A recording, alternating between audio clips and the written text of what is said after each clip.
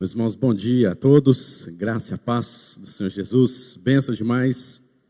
Estamos cantando ao Senhor neste domingo, que é o dia do Senhor. Alegremos-nos e nos regozijemos nele, né? Amém. Nossa meditação nesta manhã, queridos, convido você a abrir sua Bíblia em Apocalipse, capítulo de número 3. Apocalipse, capítulo de número 3, e nós falaremos sobre a igreja de Sardes. Apocalipse 3, de 1 a 6. Diz assim a palavra do Senhor. Apocalipse 3, de 1 a 6. Ao anjo da igreja em Sardes, escreve: Estas coisas diz aquele que tem os 7 Espíritos de Deus e as 7 estrelas. Conheço as tuas obras, que tem nome de que vives e estás morto. Sê vigilante e consolida o resto que estava para morrer, porque não tenho achado íntegras as tuas obras na presença do meu Deus. Lembra-te, pois, do que tens recebido e ouvido, guarda-o e arrepende-te. Porquanto, se não vigiares, virei como ladrão, e não conhecerás de modo algum em que hora virei contra ti. Tens, contudo, em Sardes umas poucas pessoas que não contaminaram as suas vestiduras e andarão de branco junto comigo, pois são dignas. O vencedor será assim vestido de vestiduras brancas, e de modo nenhum apagarei o seu nome no livro da vida. Pelo contrário, confessarei o seu nome diante do meu Pai e diante dos homens. Quem tem ouvidos, ouça o que o Espírito diz às igrejas, diante do Pai e diante dos seus anjos. Quem tem ouvidos, ouça o que o Espírito diz às igrejas. Vamos orar. Senhor, obrigado pela tua palavra, que somente pela leitura, Senhor, nós já somos edificados, porque ela é viva e eficaz. Ela não depende da voz do pregador, não depende da vida do pregador, ela depende exclusivamente, Deus, da iluminação do teu Espírito Santo. Por isso nós pedimos que o Senhor venha nos iluminar, que o Senhor venha trazer aos nossos corações uma palavra, Deus, que venha ainda mais nos santificar, ainda mais, ó Deus, nos aproximar de Ti, e vemos como pecadores somos, quão santo é o Senhor, e as nossas necessidades de termos sede ainda mais de Ti. Fale nesta manhã aos nossos corações, em nome de Jesus, amém. Meus irmãos, sabemos que Apocalipse foi escrito para 7 igrejas diretamente da Ásia Menor, mas foi também direcionada a todas as igrejas, em todos os lugares, em todos os tempos, culturas, línguas, onde se confessam o nome do Senhor. E aqui nós vemos também uma destas igrejas, a igreja ou a cidade de Sardes, onde havia ali implantado uma igreja. E todas essas igrejas passavam por momentos de perseguições, de mortes. E Apocalipse a gente vê escrita por João, e este João, ele faz, iluminado pelo Espírito Santo de Deus, com certeza, ele faz como uma peneira mesmo, diante das igrejas, sobre o que de fato elas são. Todas estas cartinhas colocadas no início do livro de Apocalipse, João está, na verdade, mexendo na essência da igreja, que está vivendo últimos dias, que está vivendo momentos difíceis de perseguição. Então era o momento em que João, movido pelo Espírito Santo de Deus, vem fazer uma chamada espiritual para todos os membros de todas aquelas igrejas e consecutivamente a nós também. E é interessante nós percebemos um pouco da história da própria cidade de Sardes, que tem muito a ver com a própria igreja, ou com esta carta em particular. Na verdade, esta cidade teve a sua glória maior no passado. Ela foi a capital de Lídia, no século de número 7, antes ainda de Cristo. E ela viveu este período de uma forma muito, com grandes exércitos, com grande força, e se alimentava e se vangloriava das suas vigilâncias em todos os muros, em todos os seus portões, onde se acreditava que nenhum inimigo, nenhum ladrão, nenhum outro exército poderia ultrapassar aqueles muros. Ela era situada no alto de uma colina e toda murada, então o que ainda se vangloriavam, dizendo da dificuldade que um inimigo teria de adentrar aquela cidade. Era inabalável, eles assim pensavam. E a cidade, por muitos anos, não passou por nenhum tipo de guerra ou confronto, exatamente porque muitos também pensavam, olha, atacar Sardes não tem jeito, é complicado, as colinas, as muralhas e o local onde ela está, não tem como atacar esta cidade. Mas é interessante porque no ano 529 antes de Cristo, dá para você perceber assim, 529 antes de Cristo, era o imperador Ciro. E Ciro resolveu atacar esta cidade. E então, cerca de 14 dias, eles arrondaram aquela cidade, fizeram acampamentos ao redor daquela cidade e conseguiram penetrar por um pequeno buraco, uma pequena brecha no muro daquela cidade. Conseguiram ver, notaram uma pequena brecha e ali começaram a entrar soldados, um por um, até que então a cidade foi toda tomada. Mais tarde ainda, no ano 218 antes de Cristo, muitos anos se passaram. Antíoco Epifânio, bem conhecido aí na história, este homem dominou aquela cidade também quase que da mesma forma, quebrando essa autoconfiança da igreja ou da cidade de Sardes. E então eles estavam, é por isso que Jesus Cristo aqui está nos dizendo, olha, sede vigilantes, versículo de número 2. Então perceba que esta história que está demonstrada no livro, ou na cidade de Sardes, por muito tempo, veio a calhar exatamente aquilo que Jesus Cristo também estava dizendo à igreja, o que nós veremos aí. Mas esta cidade foi construída depois por Alexandre Magno e dedicada a uma deusa, chamada deusa Cibele. E esta deusa Cibele, ela era acreditada com um poder especial de restaurar vidas aos mortos. Então acreditava-se que Cibele poderia ressuscitar pessoas que morreram e era feito culto de forma tal em que se acreditava que aquele filho que morreu, aquela esposa, aquele marido, aquela pessoa querida, um dia e em qualquer hora Cibele iria ressuscitar. Mas também no ano 17, depois de Cristo, agora já depois de Cristo, essa cidade começa a ser destruída novamente por causa de um grande terremoto e foi reconstruída pelo imperador Tibério, que também conhecemos aí em algumas passagens bíblicas na época. E a cidade então tornou-se famosa pelo alto grau de imoralidade que invadiu toda aquela cidade e todo tipo de imoralidade, de decadência, invadiu aquela terra, aquela cidade, aquela região por conta de Sardes. E Sardes se tornou então uma referência de imoralidade. Sardes se tornou uma referência de pecado, de depravação. Já não bastava ter sido destruída fisicamente por terremotos, por guerras, por afrontas. Agora também a gente vê que o próprio ser humano, os habitantes, estavam também sendo destruídos por sua vida imoral. É triste nós vermos isso para uma grande cidade, uma belíssima cidade, há 7 séculos atrás. Sardes era uma cidade também muito rica, porém degenerada, e a sua glória, nós podemos perceber que era algo simplesmente do passado, e interessante porque alguns registros mostram que as pessoas, os habitantes daquela cidade, os nascidos naquela cidade, sempre falavam acerca do seu passado e se esqueciam do seu presente.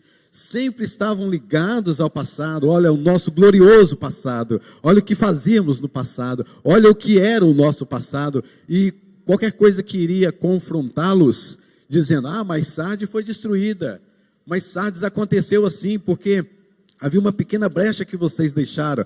Não, mas não vamos falar sobre isso. Vamos falar sobre a nossa glória. Lá há 7 séculos, há 8 séculos atrás. Eram pessoas que se vangloriavam da sua destreza vivida há muitos anos e não viviam de fato o seu presente.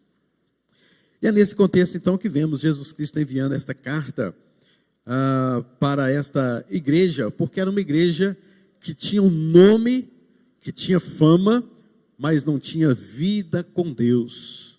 Pastor, é possível acontecer uma igreja ter fama, ter nome, ter trabalhos, ter eventos, programações e mais um monte de coisa, e ser uma igreja morta? Sim, sem sombra de dúvida. Está aqui um exemplo claro da igreja de Sardes. Está aqui, claro, igrejas dos nossos dias. Será que a nossa também?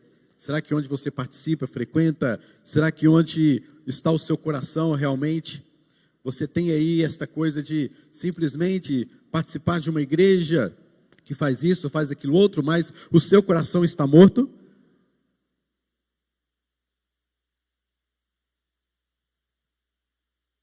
Meus irmãos, de fato, quando você lê o livro ou a carta à igreja de Sardes, você começa a se identificar com um monte de coisa que você fala assim, gente, eu estou vivendo isso aqui. Eu estou, parece que, vendo o jornal desta manhã sobre igrejas. Porque você vai vendo nesta carta de Sardes, quantas pessoas que se vangloriavam, quantas pessoas inúteis, quantas pessoas não importando com a sua vida com Deus, não se importando com a sua vida de santidade, mas preocupado com a fama, com a sua glória no passado, onde as feridas não podem ser tocadas, onde as brechas não poderiam ser nominadas, onde a história do fracasso não pode ser contada, mas pessoas que se vangloriavam de um passado longe, longe, longe, e se achavam poderosos e traziam isso para o presente, mas o presente deles era uma vida imoral, uma vida longe dos caminhos de Deus. E isso influenciava com certeza aquela igreja. Não somente a cidade era assim, mas a igreja também tinha rastros da cidade no seu conteúdo e na sua essência. Esse é um grave problema, queridos, que nós temos. Porque quando nós fomos convertidos por obra do Espírito Santo de Deus, nós fomos convertidos, nós fomos mortos, nós morremos para nós mesmos, nós fomos crucificados na cruz do Senhor Jesus Cristo. O nosso ego, o nosso eu, foi enterrado, foi sepultado, e nós ressuscitamos com Cristo para uma nova vida, um novo princípio, uma nova perspectiva, uma nova vida. Nascemos de novo. E quando falamos que nascemos de novo, isso quer dizer, é uma nova história. As coisas antigas se passaram, 2 Coríntios 5,17. O problema de muitos cristãos hoje é afirmar que são convertidos, que são salvos no Senhor, porém vivem ainda uma vida como se estivessem no mundo, ou com alguns princípios, trazem consigo princípios, práticas, ações, pensamentos, valores, ainda consigo no seu coração. E é isso que estava acontecendo na igreja. Havia uma aparente conversão, havia uma aparente vida com Deus, mas só aparente, porque tudo que era daquele mundo corrupto, imoral, não foi ainda desligado, não foi ainda deixado de lado, deixado para trás, porque havia uma glória lá, porque havia uma história bonita lá, porque havia uma coisa que chamava a atenção lá. Então agora com Cristo eu quero trazer isso também para mim. Eu quero também viver com Cristo, mas viver aquilo que eu vivi lá no passado. Eu não posso deixar aquilo. Eu tenho que viver estas coisas, porque essas coisas se tornaram na minha vida inteira. Pensa, na minha vida inteira, na minha cultura, na minha família, estas coisas. Então eu quero viver uma vida com Deus, mas ainda quero viver aquelas coisas lá do mundo. E a influência era grande dentro da própria igreja, porque as pessoas, você vai perceber ao ler esta carta novamente, que as pessoas viviam na igreja, uma igreja que tinha fama, uma igreja que tinha nome, mas não tinha vida com Deus. Uma igreja sem intimidade com Deus. Meus irmãos, nós precisamos, a igreja de Sardes precisava de um verdadeiro reavivamento. E quando é que nós colocamos sobre a mesa algum retrato da igreja, uma identidade da igreja, a essência da igreja, e começamos a pensar assim, precisamos de um avivamento. O que nos leva a pensar que precisamos de nos encher mais de Deus, que precisamos de buscar mais a Deus. O que nos leva a pensar? Meus irmãos, é quando há crentes que só têm o nome no rol de membros, mas estão mortos espiritualmente, não são convertidos. Há muitas igrejas assim, e eu não temo em dizer que há pessoas nesta igreja assim, que não se converteram genuinamente, mas continua vivendo uma vida mundana, uma vida de pecado, uma vida longe dos caminhos do Senhor, mas vivem de aparência, estão mortos em seus delitos e pecados, mas têm os seus nomes no rol de membros da igreja, e está tudo bem, está tudo ok, eu vou para o céu, eu sou salvo, eu tenho Cristo, mas é uma aparente visualização na sua vida, porque as suas obras, a sua vida, não condizem absolutamente nada do que é um verdadeiro crente no Senhor. Será que estamos perdendo a identidade, o referencial do que é ser um crente, um servo, um seguidor de Cristo? O nosso referencial, querido, você sabe quem é? O nosso referencial não é o pastor ou os pastores da igreja, o nosso referencial não são os presbíteros, não são aquelas pessoas que se destacam por aí afora em suas pregações, ou um louvor, ou em oração. A nossa referência única, perfeita e suficiente para vivermos uma vida com Deus é Cristo Jesus. Ele é a nossa referência, mas nós perdemos esta referência quando nos afastamos dos seus princípios. Jesus Cristo mesmo disse: vós sois meus amigos se fazeis o que eu vos mando, mas nós não fazemos o que manda o Senhor. Na verdade, muitos nem sequer se importam com aquilo que o Senhor Jesus Cristo manda, com as suas ordens. Eles nem sabem. Eles não estão cientes e conscientes disso. O que Jesus mandou você fazer? Você responderia isso para mim? O que Jesus ordena na sua palavra para a sua vida em particular? Para a sua vida como um marido, como uma esposa, como um pai de família, como um professor, como um engenheiro, como um servente, seja o que for. O que é que Jesus mandou você fazer? Você responde isso para mim em 1 minuto? Talvez você vai ficar confuso, porque você não sabe direito assim.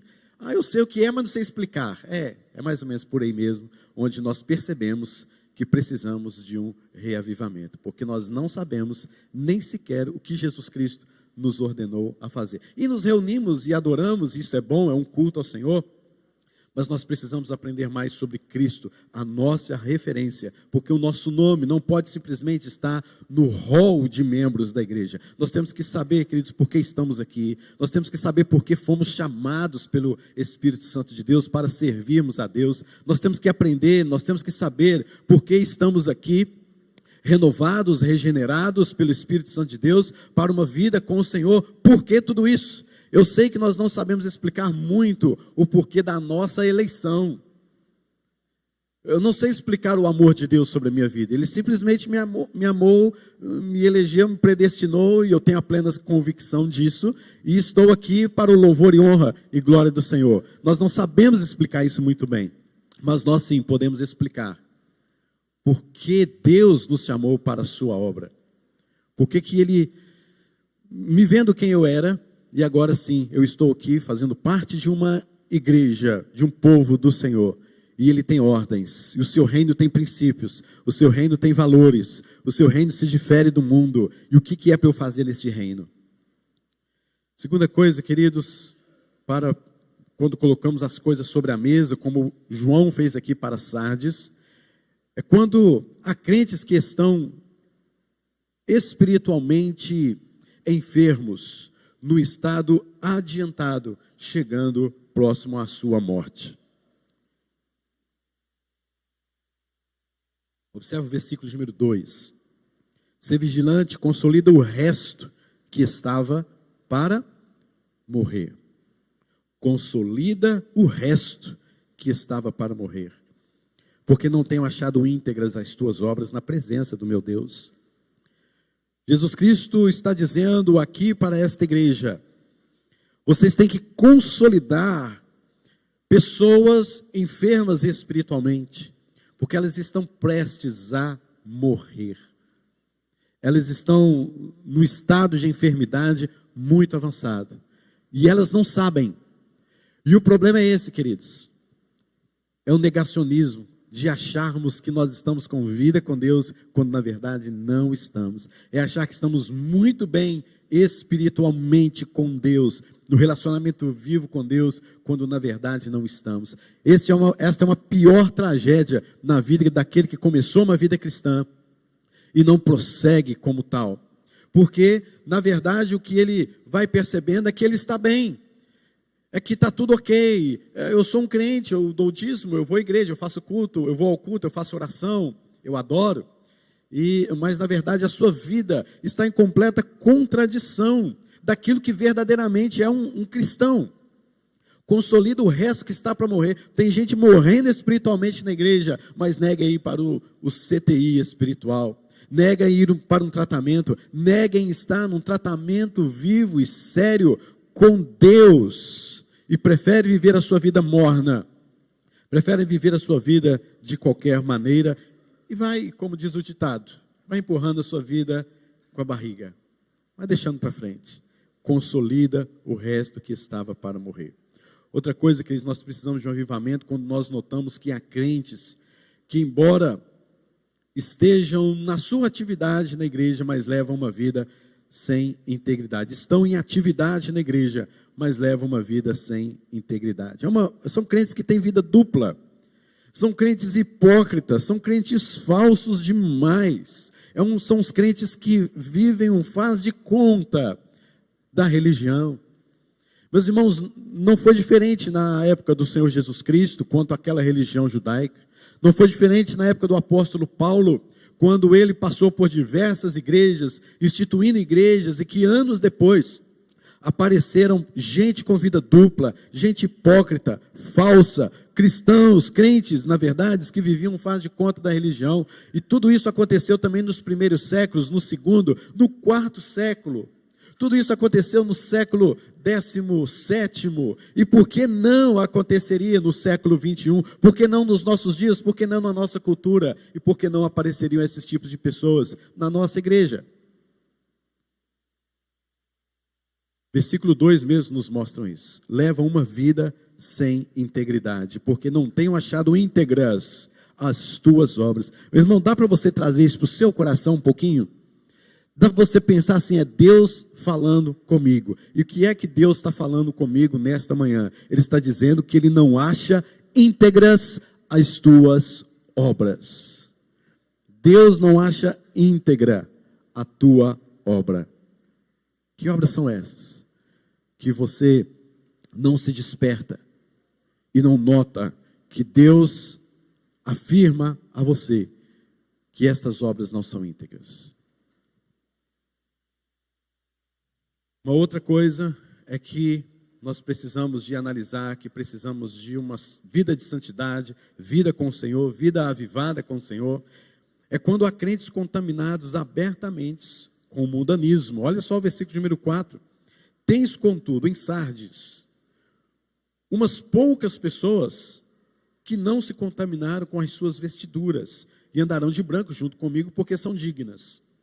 O que Jesus Cristo está dizendo aqui, queridos, é que aquela igreja, ainda que grande, ainda que numerosa, ainda que tinha fama, ainda que se gloriava de um passado remoto dentro da sua cidade na qual se localizava, Jesus Cristo ainda dizia, temos poucas pessoas. Olha que triste. Diante de uma igreja grande e numerosa, quantos membros tem na sua igreja? Tem tantos membros, mas tem poucas pessoas que andam em integridade, tem poucas pessoas que não se contaminaram que não contaminaram as suas vestiduras.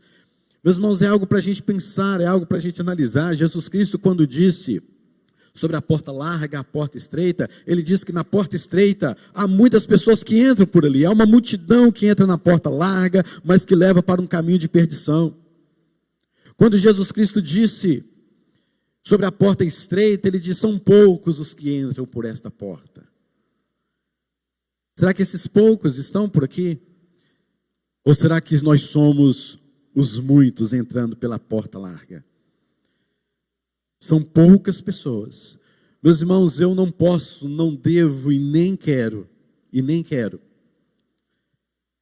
me admirar de igrejas grandes e com uma montoeira de gente ali em cultos e tudo mais. Eu não quero. Graças a Deus por isso. Que bênção.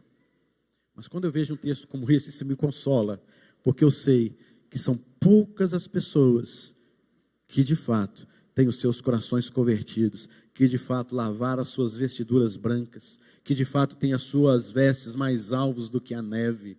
São poucas pessoas. E serão e continuarão sendo poucas pessoas. Mas Jesus Cristo dá uma ordem, então, quando olhamos para este quadro da necessidade, como está a igreja de Sardes, como está a nossa igreja, Jesus Cristo dá algumas ordens, alguns imperativos para nós. Observa o versículo de número 3, que Jesus Cristo fala: lembra-te do que tens recebido e ouvido, guarda-o e arrepende. Esses 3 verbos estão no imperativo. Lembra-te, guarda-o e arrepende-te. Meus irmãos, o que é que você tem ouvido? Lembra-te, pois, do que tens recebido e ouvido. O que é que você tem recebido, querido? O que é que você tem ouvido da palavra de Deus, da pregação, da profecia, do dom da profecia que hoje a igreja possui, que é a pregação e proclamação do evangelho? O que é que você tem ouvido? Isso é bíblico? Ou você quer ouvir aquilo que agrada o seu coração? Ou você quer ouvir algo que venha massagear o seu ego? E é interessante nós percebemos, porque hoje nós estamos vivendo uma época onde o homem está muito sentimental, cheio de afeições. O homem tem que ser mais afetivo, mais cuidadoso, mais isso, porque o louvor tem que fazer chorar, o culto tem que fazer chorar e sorrir ao mesmo tempo, né? Você vai tratar de uma pessoa, você tem que ir com cuidado. Você vai cuidar de um filho, você tem que maneirar as coisas e tudo mais. Tudo isso tem um pouco mesmo de verdade, de aplicação. Mas está demais, gente. Está demais, essa coisa afetiva demais, essa coisa melindrosa demais, essa coisa amorosa demais. É tanto que surgiu aí tantos nomes, como por exemplo a homoafetividade, essa coisa da afeição, essa coisa bonitinha, mas que é extremamente exagerada e vem de um coração depravado. Não é o amor de Deus, genuíno de Deus, é uma afetividade, um sentimento, uma coisa, um clima sentimental simplesmente. E as pessoas querem ouvir isso, as pessoas querem ter as pessoas querem sentir, as pessoas não querem nem tanto simplesmente tocar mais, ver para crer, as pessoas querem simplesmente sentir. E então o que você tem ouvido? Será que é algo simplesmente para tocar em suas emoções? Aquilo que você tem ouvido, você vai guardar e vai se arrepender das coisas que estão contrárias àquilo que você tem ouvido. Mas o grande e grave problema é que nós, ao ouvirmos a exposição correta das Sagradas Escrituras, você simplesmente não guarda e muito menos se arrepende. Você guarda para fazer as devidas críticas, as devidas pontuações, de eu concordo ou não concordo, por conta disso ou por conta daquilo outro, porque a minha vida tem que continuar do mesmo jeito. Eu não aceito ter que abandonar aquilo que eu era, para ser aquilo que eu devo ser hoje. Eu não consigo desconsiderar aquilo do passado, a glória minha no passado. Eu não consigo então me arrepender. E aí vão vivendo uma vida cristã, mas cheio de coisas mundanas, cheio de princípios, valores mundanos. Como é incrível vermos pessoas com princípios mundanos na sua vida, porque não lembra do que tem aprendido, não guarda no seu coração, e muito menos se arrepende de sua vida, mas cria uma barreira, uma grande barreira. Guardo no coração as tuas palavras, para não pecar contra ti. Precisamos então, queridos, uma volta urgente à palavra de Deus. Precisamos, queridos, urgente, uma volta à vigilância espiritual. Aquela cidade, ela caiu porque não vigiou. A igreja precisa estar vigilante contra todas as ciladas do diabo, do maligno, deste mundo, contra tudo quanto é pecado. Alguns membros da igreja pareciam estar sonolentos demais, e não simplesmente mortos, mas sonolentos. Os crentes fiéis precisam fortalecer aqueles que estavam no CTI espiritual, quase já morrendo, caminhando para a morte, e arrancá-los de lá, curados, para que não sejam mais contaminados com o mundo. A igreja precisa orar mais, a igreja precisa vigiar mais, a igreja precisa buscar mais a Deus. Perceba, queridos, que a igreja de Sardes não era uma igreja cheia de heresia ou cheia de apóstatas, como outras aqui que nós vemos. A igreja de Sardes era uma igreja que de fato estava com tremendas perseguições, não somente perseguição, mas ela era perturbada por conta dos próprios membros da sua igreja. Sofriam problemas na vida espiritual por causa dos seus próprios membros. Não vemos perseguição aqui, não vemos heresias acolá, suplantando aquela igreja. O que a gente vê é falta de comunhão com Deus, de sinceridade com Deus, de vida com Deus. Meus irmãos, precisamos então de voltar a uma vida de santidade e saber que é Cristo quem faz isso, Ele é o agente. Nós precisamos das bênçãos do avivamento na nossa vida. O vencedor será assim vestido de vestiduras brancas, e de modo nenhum apagarei o seu nome no livro da vida. Pelo contrário, confessarei o seu nome diante dos anjos. E quem tem ouvidos, ouça o que o Espírito diz às igrejas. Não sejamos crentes nominais, não sejamos crentes que nos gloriam, que nos gloriamos do nosso passado glorioso, se é que você tem, mas nova vida, queridos. Vida com Deus, vida de oração, vida da leitura da palavra, de lembrar o que nós aprendemos, de guardar no coração, de arrependermos de fato, de andarmos com Cristo Jesus em arrependimento, em novidade de vida, em santificação. Que Deus tenha misericórdia de nós e te abençoe em nome de Jesus com esta palavra. Amém.